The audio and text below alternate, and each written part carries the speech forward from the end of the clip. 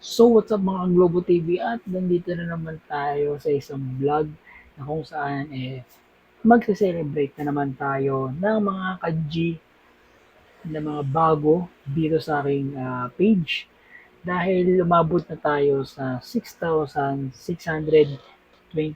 na supporters dito sa aking page. Kaya maraming salamat sa lahat ng patuloy na sumusuporta sa aking page. And sa aking YouTube, huwag niyo kakalimutan na i-subscribe ang aking YouTube. And syempre, pagka-subscribe nyo, follow nyo rin yung aking Facebook page, no? And then yung aking gaming page, follow nyo rin, supportan yung aking mga page dito sa aking FB, syempre sa FB and sa YouTube.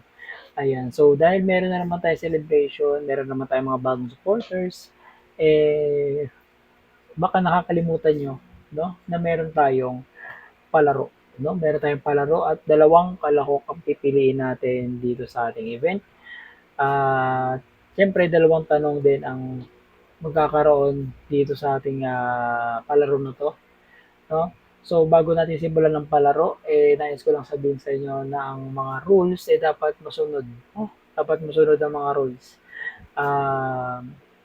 Pwede nyo naman sagutin yung dalawang tanong na yun ng sabay or isa-isa, no? Pwede rin naman kung kaya niyo sagutan, no? Siyempre, bago kayo sumagot, lalagyan niyo ng number, no? Lalagyan niyo ng number, kunyari, number 1, number 2, ganyan. Number 1, number 2. Lagyan niyo ng question, answer number, no? Lagyan niyo ng number, no? Bago kayo sumagot. Ayan. So, unang tanong, no, makinig mabuti. Unang tanong dito sa ating event, bagay. Ito lang yung clue, no? Ito lang yung clue. Bagay na tinatanggal. Okay? Bagay na tinatanggal. Ayan. Unang tanong yan ha. Unang tanong. Bagay na tinatanggal. Okay, yun lang yung clue natin. Kayo na bahala kung ano yung sagot. No, pero basta ang mismong sagot syempre manggagaling sa akin, no? Sa akin mismo ang sagot. No, maraming kayong masasagot pero ang pinaka sagot nasa akin, no?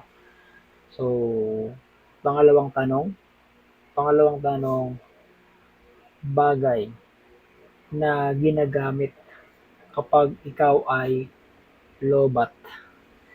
Bagay na ginagamit kapag ikaw ay lobat. Ayan. So, yun yung pangalawang tanong natin. Siyempre, marami kayong masasagot dyan. Marami kayong maiisip na pwedeng tama na may sagot nyo. Pero isa lang ang magiging sagot dyan, kundi nasa akin lang. No? Saka base sa mismong nagpapalaro, hindi sa inyo. Okay? Kaya pipili tayo kung sino yung mauunang sumagot ng tama at nakakahula ng aking iniisip na sagot. No? Ayan. So, thank you pala sa lahat ng mga sumuporta dito sa aking page. Maraming salamat. At syempre, mananalo dito, for sure, nakarapat dapat silang manalo. Maraming salamat. Keep safe and God bless po sa inyo lahat.